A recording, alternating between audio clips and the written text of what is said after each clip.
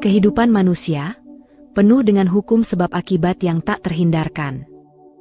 Dalam ajaran Buddha, konsep karma menjadi landasan yang mengajarkan bahwa setiap tindakan, ucapan, dan pikiran kita memiliki konsekuensi. Kehidupan yang penuh berkah atau kesulitan seringkali adalah hasil dari perbuatan kita di masa lalu. Salah satu tema yang sering dibahas adalah kemiskinan, bukan semata-mata sebagai nasib buruk, melainkan sebagai akibat dari tindakan tertentu yang dilakukan di kehidupan sebelumnya. Kemiskinan, dalam perspektif spiritual, bukan hanya tentang kekurangan materi, tetapi juga berkaitan dengan kesempatan yang terbatas untuk menjalani kehidupan yang sejahtera dan bermakna. Oleh karena itu, Buddha mengajarkan pentingnya hidup dengan penuh kesadaran dan kebajikan agar kita terhindar dari penderitaan, baik di kehidupan ini maupun yang akan datang. Ajaran ini menegaskan bahwa kita dapat menciptakan masa depan yang lebih baik dengan menghentikan perilaku buruk yang menjerumuskan. Namun, penting untuk memahami bahwa ajaran ini bukanlah untuk menghakimi mereka yang hidup dalam kemiskinan, melainkan sebagai peringatan bagi kita semua agar selalu berbuat baik. Semua orang memiliki kesempatan untuk berubah dan memperbaiki karma buruk. Dengan memahami perbuatan-perbuatan yang berkontribusi pada kemiskinan di kehidupan mendatang, kita bisa lebih bijak dalam menjalani hidup. Dalam video ini, Rakit Tua akan membahas 8 perbuatan buruk yang menurut ajaran Buddha dapat membawa seseorang terlahir kembali dalam keadaan serba kekurangan. Mari kita renungkan bersama dan berupaya menghindari perbuatan-perbuatan ini demi kebaikan diri sendiri dan orang lain. Mari kita telusuri pelajaran yang sangat berharga ini, dan tanpa berlama-lama, ayo langsung saja kita mulai. Pertama, tidak memberi sedekah. Sikap kikir dan enggan berbagi adalah seperti menutup pintu hati terhadap keajaiban kehidupan. Ketika seseorang hanya menggenggam apa yang dimiliki, tanpa pernah berbagi, ia menciptakan dinding yang memisahkan dirinya dari aliran keberkahan. Dalam ajaran Buddha, memberi sedekah bukan sekadar tindakan membantu orang lain, tetapi juga latihan spiritual untuk melatih diri melepaskan keterikatan pada materi. Dengan berbagi, kita mengingatkan diri bahwa kebahagiaan sejati tidak berasal dari apa yang kita simpan, tetapi dari apa yang kita berikan dengan tulus. Menolak berbagi adalah menanam benih kekurangan yang mungkin akan tumbuh di masa depan. Ketika seseorang mengabaikan penderitaan orang lain, ia secara tidak sadar menciptakan ruang kosong di dalam dirinya. Sebaliknya, memberi adalah cara menabur benih kebahagiaan yang akan berbuah menjadi kehidupan yang lebih bermakna. Dengan berbagi, kita tidak hanya membantu orang lain, tetapi juga menyembuhkan hati kita sendiri dari rasa takut akan kehilangan. Bayangkan dunia di mana setiap orang memilih untuk berbagi, meski hanya sedikit. Dunia seperti itu akan dipenuhi dengan rasa syukur, saling pengertian, dan cinta yang melimpah. Namun, ketika seseorang memilih untuk menahan, ia kehilangan kesempatan untuk menjadi bagian dari lingkaran kebaikan yang lebih besar.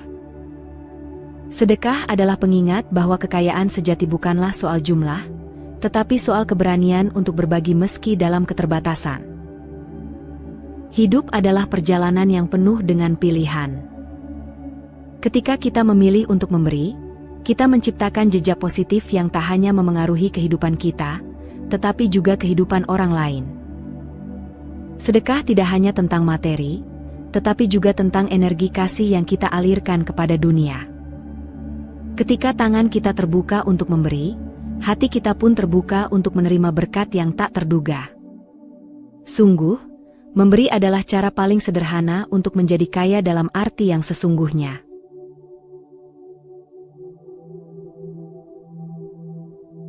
Kedua, mengambil milik orang lain.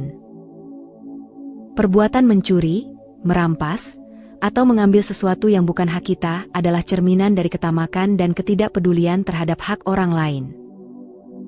Tindakan ini melukai keseimbangan moral dan spiritual yang ada dalam diri kita dan masyarakat. Ketika seseorang mengambil sesuatu yang bukan miliknya, ia tidak hanya merampas barang secara fisik tetapi juga mencuri rasa aman, kepercayaan, dan kedamaian orang lain. Tindakan ini merusak tatanan yang memungkinkan kehidupan bersama berjalan dengan harmonis. Dalam perspektif karma, setiap tindakan memiliki konsekuensi. Mengambil milik orang lain akan menghasilkan energi negatif yang kembali kepada pelakunya. Seperti menanam duri di jalan yang sama dengan jalan yang kita lalui, tindakan ini akan membawa kekurangan dan penderitaan di kehidupan mendatang. Kekayaan sejati tidak datang dari apa yang kita ambil dari orang lain, tetapi dari apa yang kita hasilkan dengan kejujuran dan kerja keras.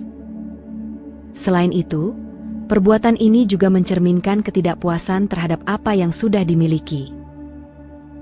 Ketika seseorang mencuri, sebenarnya ia tidak hanya merampas dari orang lain, tetapi juga merampas nilai kemanusiaan dan integritas dari dirinya sendiri. Ia menunjukkan bahwa ia tidak percaya pada kemampuan dirinya untuk menciptakan sesuatu yang bernilai. Sebaliknya, rasa cukup dan penghargaan terhadap milik sendiri adalah kunci untuk mencapai kebahagiaan yang lebih mendalam. Bayangkan jika setiap orang menjaga hak satu sama lain dan hidup dengan saling menghormati. Dunia akan menjadi tempat yang lebih damai dan penuh rasa saling percaya. Namun, tindakan mengambil milik orang lain menciptakan lingkaran ketidakadilan yang sulit diputus. Orang yang dirugikan kehilangan miliknya, sementara pelaku kehilangan nilai-nilai luhur dalam dirinya. Keduanya berada dalam lingkaran penderitaan yang hanya bisa dipecahkan dengan kesadaran dan penyesalan yang tulus. Hidup ini adalah perjalanan untuk belajar menghormati batasan dan hak milik. Dengan memilih untuk tidak mengambil apa yang bukan hak kita menjaga kemurnian hati dan membangun fondasi kehidupan yang lebih baik. Kejujuran adalah harta yang tidak ternilai, yang membawa ketenangan batin dan kebahagiaan sejati. Dalam memilih jalan yang benar, kita tidak hanya menghindari karma buruk, tetapi juga menciptakan dunia yang lebih adil dan penuh berkah untuk semua.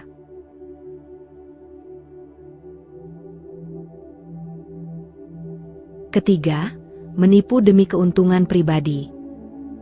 Menipu demi keuntungan pribadi adalah tindakan yang merusak hubungan antar manusia dan nilai-nilai moral yang menjadi dasar kehidupan bermasyarakat. Ketika seseorang memilih jalan licik untuk mencapai tujuan, ia tidak hanya melukai orang lain, tetapi juga merusak integritas dirinya sendiri. Tindakan ini mencerminkan keegoisan yang mengabaikan dampak buruk pada orang lain, yang seringkali kehilangan kepercayaan dan rasa aman akibat perbuatan tersebut. Dalam hukum karma, setiap kebohongan adalah benih yang akan tumbuh menjadi pohon yang pahit. Orang yang sering menipu mungkin mendapatkan keuntungan sementara, tetapi pada akhirnya ia akan menghadapi kesulitan yang setara dengan kerugian yang telah ia ciptakan. Ketidakjujuran menarik energi negatif yang memengaruhi kehidupan selanjutnya, menjadikannya penuh dengan ketidakpercayaan, hambatan, dan kehilangan. Hidup tanpa kejujuran adalah hidup tanpa pondasi yang kokoh, yang lambat laun akan runtuh. Lebih dari itu, menipu adalah bentuk pengkhianatan terhadap kemanusiaan kita sendiri. Ketika kita menipu, kita memilih untuk meninggalkan jalan yang benar dan menutup mata terhadap nilai-nilai luhur seperti keadilan, kepercayaan, dan kasih sayang. Keuntungan yang didapat dari penipuan tidak pernah membawa kebahagiaan sejati, melainkan rasa gelisah dan ketakutan yang terus menghantui. Sebaliknya, kejujuran adalah kekuatan yang memungkinkan kita berjalan dengan kepala tegak, membawa kedamaian batin yang tak ternilai harganya. Bayangkan dunia di mana setiap orang berkata dan bertindak dengan jujur. Dunia seperti itu akan dipenuhi rasa saling percaya, kerjasama, dan harmoni. Namun, ketika seseorang memilih untuk menipu, ia menciptakan jurang yang memisahkannya dari orang lain. Ketidakjujuran memutus hubungan yang seharusnya menjadi jembatan kasih sayang dan saling pengertian. Orang yang sering menipu akan merasakan keterasingan, karena kepercayaan yang hilang sulit untuk dipulihkan. Hidup adalah pilihan, dan memilih kejujuran adalah memilih jalan yang penuh makna. Meskipun mungkin terlihat lebih sulit, jalan ini membawa kedamaian sejati, karena tidak ada yang perlu disembunyikan. Menjadi jujur adalah bentuk penghormatan terhadap diri sendiri dan orang lain, serta cara untuk menciptakan kehidupan yang harmonis dan penuh berkah. Kejujuran mungkin tidak selalu memberikan keuntungan instan, tetapi ia adalah kekayaan yang abadi, yang membawa kita lebih dekat pada kebahagiaan dan kemuliaan hidup yang sesungguhnya.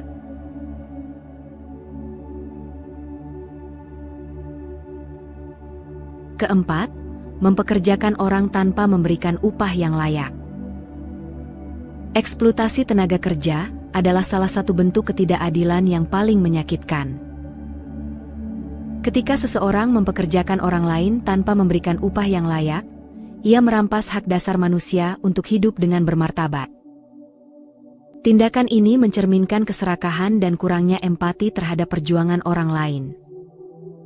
Setiap orang yang bekerja berhak mendapatkan penghargaan yang setimpal atas jerih payahnya, karena pekerjaan bukan hanya soal menghasilkan, tetapi juga soal memberikan nilai pada kehidupan seseorang. Dalam hukum karma, tidak menghargai keringat orang lain sama dengan menanam benih penderitaan di masa depan. Mereka yang berbuat demikian tidak hanya mengakibatkan kesulitan pada pekerja, tetapi juga menanamkan energi negatif yang akan kembali kepada diri mereka sendiri. Kehidupan yang penuh dengan ketidakadilan pada akhirnya akan menarik kesulitan dan kekurangan bagi pelaku, baik dalam kehidupan ini maupun di kehidupan mendatang. Menghargai upaya orang lain adalah bagian dari menjaga keseimbangan dan harmoni dalam hidup. Lebih dari sekadar kewajiban moral, memberi upah yang layak adalah bentuk penghormatan terhadap nilai kemanusiaan. Setiap orang memiliki hak untuk hidup dengan layak, memenuhi kebutuhan dasar mereka, dan meraih mimpi-mimpi mereka. Ketika kita menolak memberikan imbalan yang adil, kita secara tidak langsung merampas kesempatan mereka untuk berkembang. Sebaliknya, dengan memberikan upah yang layak, kita tidak hanya membantu individu tersebut, tetapi juga berkontribusi pada kesejahteraan masyarakat secara keseluruhan. Bayangkan dunia di mana setiap orang mendapatkan penghargaan yang adil atas kerja keras mereka. Dunia seperti itu akan penuh dengan rasa syukur, kerjasama, dan produktivitas yang lebih tinggi. Namun, ketika ketidakadilan terjadi, kepercayaan dan motivasi seseorang untuk berkontribusi pada masyarakat akan terkikis. Eksploitasi bukan hanya merugikan pekerja, tetapi juga menciptakan lingkaran ketidakadilan yang melemahkan tatanan sosial. Kehidupan adalah cerminan dari tindakan kita. Memperlakukan orang lain dengan adil dan memberikan penghargaan yang layak atas usaha mereka adalah cara untuk menciptakan karma baik yang membawa kebahagiaan dan keberkahan. Sebaliknya, ketidakadilan akan berbalik pada diri kita dengan cara yang tak terduga. Memberi upah yang layak bukan hanya soal kewajiban hukum, tetapi juga tanggung jawab moral untuk menjaga martabat manusia dan menciptakan dunia yang lebih baik untuk semua.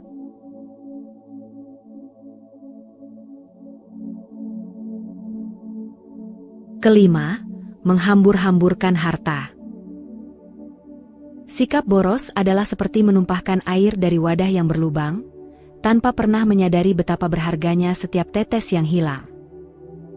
Ketika seseorang menghambur-hamburkan harta tanpa pertimbangan, ia menunjukkan kurangnya rasa syukur atas rezeki yang telah diterima. Keborosan bukan hanya soal menghabiskan uang, tetapi juga cerminan dari ketidaksadaran terhadap nilai kerja keras yang telah menghasilkan harta tersebut. Hidup yang diisi dengan pemborosan adalah hidup yang kehilangan makna dan arah. Buddha mengajarkan pentingnya hidup sederhana dan bijaksana sebagai bentuk penghormatan terhadap rezeki.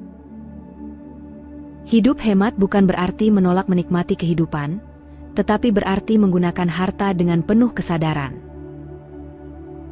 Ketika kita memanfaatkan rezeki dengan bijak, kita tidak hanya menjaga kelangsungan hidup kita, tetapi juga membuka peluang untuk berbagi dengan mereka yang membutuhkan. Hidup sederhana adalah jalan menuju kebahagiaan yang lebih mendalam, karena kebahagiaan sejati tidak terletak pada kemewahan, melainkan pada rasa cukup dan syukur. Menghamburkan harta tanpa arah seringkali menimbulkan kekosongan yang tidak bisa diisi.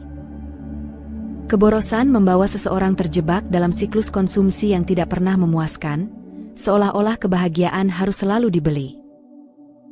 Padahal, Kebahagiaan sejati tidak datang dari apa yang kita miliki, tetapi dari bagaimana kita menghargai apa yang sudah ada. Dengan hidup hemat, kita belajar menghormati nilai dari setiap hal kecil yang kita miliki, sekaligus menjauhkan diri dari penderitaan yang disebabkan oleh ketidakpuasan. Bayangkan jika setiap orang menggunakan hartanya dengan bijaksana dan penuh tanggung jawab. Dunia akan menjadi tempat di mana sumber daya digunakan untuk kebaikan bersama, bukan hanya untuk kepentingan pribadi. Namun, ketika keborosan menjadi kebiasaan, ia menciptakan ketidakseimbangan yang tidak hanya merugikan individu, tetapi juga lingkungan dan masyarakat. Hidup sederhana memungkinkan kita menjadi lebih sadar akan dampak tindakan kita, dan membuat pilihan yang lebih baik untuk diri sendiri dan orang lain. Hidup adalah karunia, dan harta yang kita miliki adalah bagian dari anugerah itu.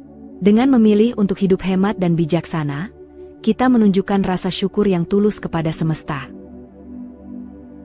Sikap ini juga membantu kita menjaga keseimbangan hidup, baik secara spiritual maupun material. Menghargai rezeki yang ada adalah bentuk penghormatan kepada diri sendiri, kepada orang-orang yang membantu kita mencapainya, dan kepada kehidupan itu sendiri. Dengan sikap ini, kita tidak hanya menghindari kekurangan, tetapi juga menciptakan kehidupan yang penuh keberkahan dan kebahagiaan sejati.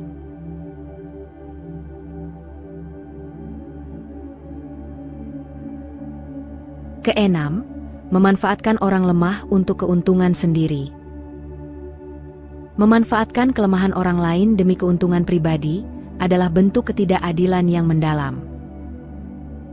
Tindakan ini bukan hanya melukai fisik atau hak orang yang lemah, tetapi juga melukai martabat mereka sebagai manusia. Ketika seseorang dengan sengaja mengeksploitasi kelemahan orang lain, ia menunjukkan kekosongan empati dan keserakahan yang mengabaikan nilai-nilai moral. Perbuatan ini menciptakan luka tidak hanya pada korban, tetapi juga pada pelakunya yang secara tidak sadar menghancurkan integritas dirinya sendiri. Setiap tindakan membawa konsekuensi, dan memanfaatkan orang lemah menciptakan karma buruk yang berat.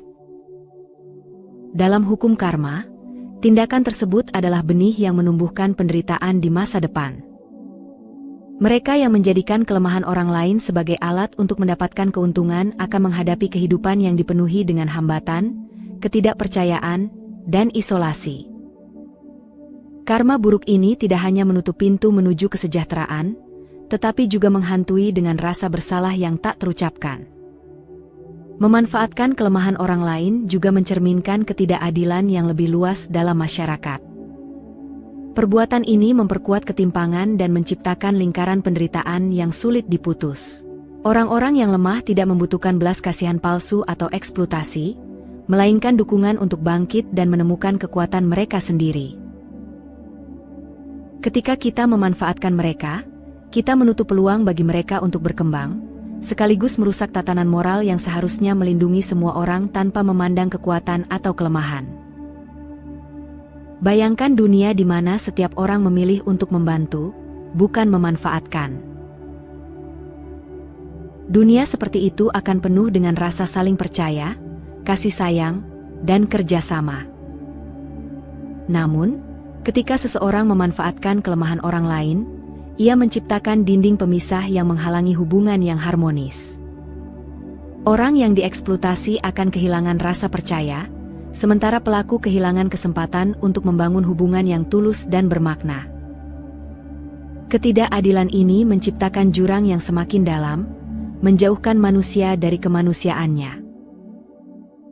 Hidup adalah panggilan untuk menjadi cahaya bagi orang lain, bukan menjadi bayangan yang menghalangi jalan mereka. Ketika kita memilih untuk mendukung, bukan memanfaatkan, kita menciptakan karma baik yang membawa kedamaian dan kebahagiaan.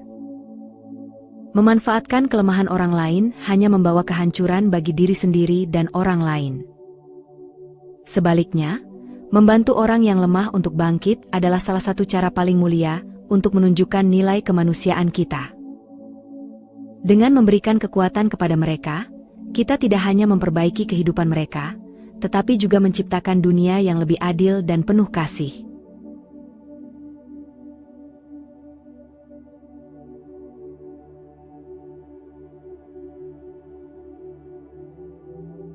Ketujuh, iri hati terhadap keberuntungan orang lain. Iri hati adalah api kecil yang membakar perlahan dari dalam, menghancurkan ketenangan hati dan kebahagiaan diri.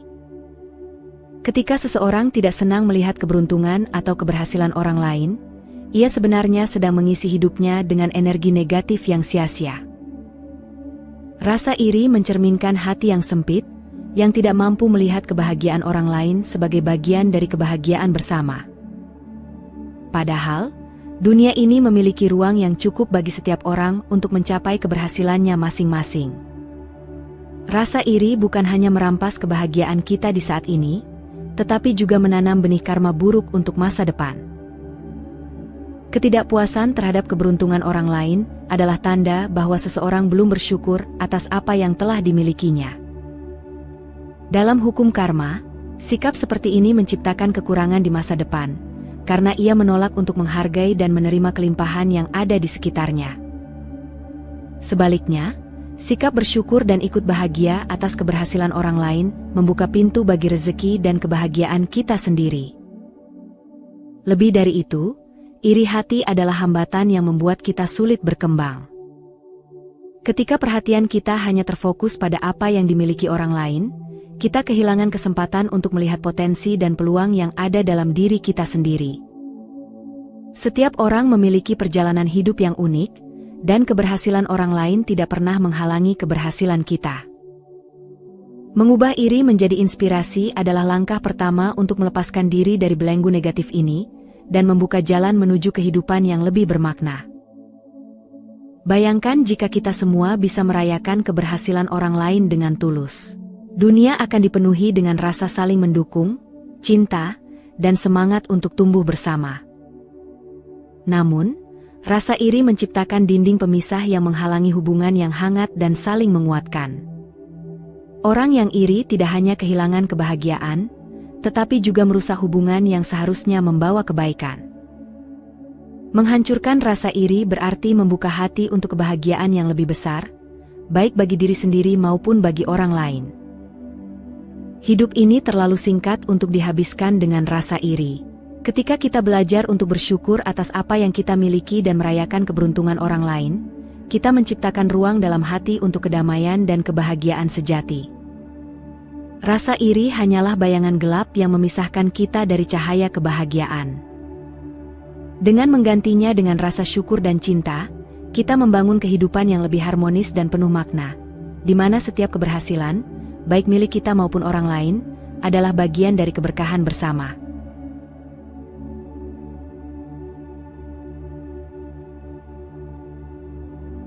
Delapan, menghalangi orang lain untuk berbuat baik. Menghalangi seseorang untuk berbuat baik adalah tindakan yang lebih dari sekadar merugikan orang lain. Itu adalah bentuk pengkhianatan terhadap kebaikan dan harapan yang seharusnya tumbuh dalam kehidupan ini. Ketika seseorang mencegah atau meremehkan niat baik orang lain, ia bukan hanya menutup peluang untuk menciptakan karma baik, tetapi juga menciptakan energi negatif yang merusak harmoni di sekitarnya. Perbuatan ini melukai jiwa orang yang memiliki niat tulus dan menodai peluang untuk menyebarkan kebaikan di dunia. Dalam hukum karma, mencegah orang lain berbuat baik adalah seperti menutup aliran air bersih yang hendak mengairi tanah kering. Tindakan ini tidak hanya menghentikan pertumbuhan kebajikan orang lain, tetapi juga menanam benih kemiskinan batin bagi diri sendiri. Orang yang menghalangi kebaikan sejatinya sedang mempersempit jalannya menuju kehidupan yang lebih sejahtera dan bermakna. Sebaliknya, mendukung orang lain untuk berbuat baik adalah cara untuk memperkaya hati kita dengan cinta dan kemurahan. Lebih dari itu, menghalangi kebaikan orang lain menunjukkan kurangnya kesadaran akan saling keterhubungan dalam kehidupan. Ketika seseorang membantu orang lain untuk berbuat baik, manfaatnya tidak hanya dirasakan oleh penerima kebaikan, tetapi juga oleh seluruh komunitas. Sebaliknya, menghalangi kebaikan hanya menciptakan kehampaan dan ketidakseimbangan dalam hubungan antar manusia. Hidup ini bukan hanya tentang bersaing, tetapi tentang saling mendukung untuk menjadi versi terbaik dari diri kita masing-masing. Bayangkan dunia di mana setiap orang saling mendorong untuk berbuat baik. Dunia itu akan penuh dengan kehangatan, kepercayaan, dan rasa saling menghargai. Namun, ketika seseorang meremehkan atau menghambat kebaikan, ia meracuni suasana dengan energi negatif yang menular. Orang yang sering menghalangi kebaikan tidak hanya kehilangan hubungan yang tulus, tetapi juga menciptakan jarak antara dirinya dan kesempatan untuk tumbuh secara spiritual. Dalam dukungan terhadap kebaikan orang lain, kita sesungguhnya menanam benih kebahagiaan untuk diri kita sendiri. Hidup adalah ladang untuk menanam kebaikan, baik melalui tindakan kita sendiri maupun dengan mendukung orang lain. Ketika kita membuka hati untuk mendukung kebaikan, kita membantu menciptakan dunia yang lebih baik, penuh dengan karma baik yang mengalir tanpa batas. Menghalangi kebaikan bukan hanya merugikan orang lain, tetapi juga membatasi potensi diri kita untuk berkembang. Dengan memberi dukungan pada setiap niat baik, sekecil apapun itu, kita merangkai kehidupan yang lebih kaya, penuh makna, dan membawa berkah bagi semua.